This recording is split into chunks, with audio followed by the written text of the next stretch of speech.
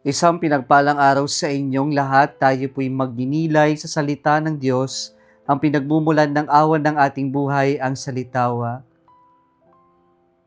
Nakakalungkot na mapapatawa ka na lamang sa nangyayari sa ating gobyerno ngayon. Doon sa Senado, mayroong division. Hindi na lang siya yung division ng majority and minority. Ito ay dibisyon sa katotohanan. Ito ay dibisyon na dahil nawala na yung kamalayan at kagustuhan natin na manaig ang pagmamahalan sa bawat isa. Nakakapagod pakinggan na sa lipunan natin, hindi na tayo concerned sa katotohanan. Mas nangingibabaw kung sino yung sinusuportahan mo na para bang nakasalalay sa taong ito, sa politikong ito, ang paglilingkod, yung pagiging masunurin natin, yung pagiging mamamayanan natin. Nasaan ang pagkakaisa para sa katotohanan? Kung kulay, kung sino binoto lang natin,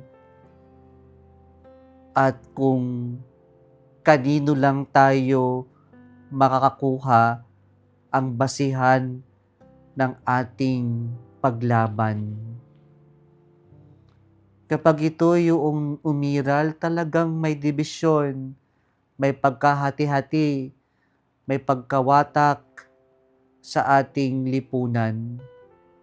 Kaya maganda na sa ating ebanghelyo ngayon, ang Diyos ipinagdasal niya ang pagkakaisa natin na sana tayo'y magkaisa gaya ng pagkakaisa ng anak at ng ama, ng ating Panginoong Hesukristo at ng Ama.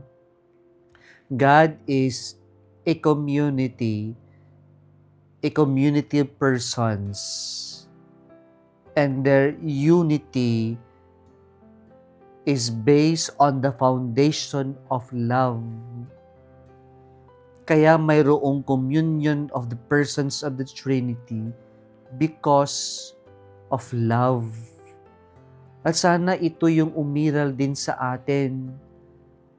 Yung magkaisa tayo, hindi kung sino lamang yung gusto natin suportahan, pero tignan natin yung katotohanan at ipaglaban natin ang katotohanan because we deserve the truth, we deserve better services, and we should demand this from those people we enthrone into public office. Hindi ito tungkol sa sino yung nakaupo, pero ito'y tungkol sa common good, sa ikakabuti ng lahat. Hindi lang ng kokonti kung sinong partido. At yung common good na yan ay dapat nakabase sa katotohanan. At yung katotohanan na yan ay lalantad lamang lalabas at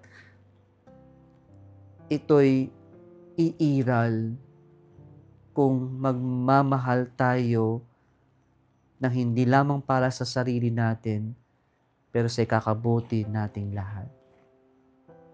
Ito yung pinagdasal ng Panginoon, na sana naman trabahuhin natin ito, na magkaisa tayo sa katotohanan, na magkaisa tayo sa pagmamahalan, at magkaisa tayo na ipaglaban ang ikakabuti ng lahat. Kung nagustuhan mo ang video na ito, huwag kalimutang mag-like, i-share at mag-subscribe sa Salitaw Facebook page and YouTube channel. Muli isang pinagpalang araw sa inyong lahat.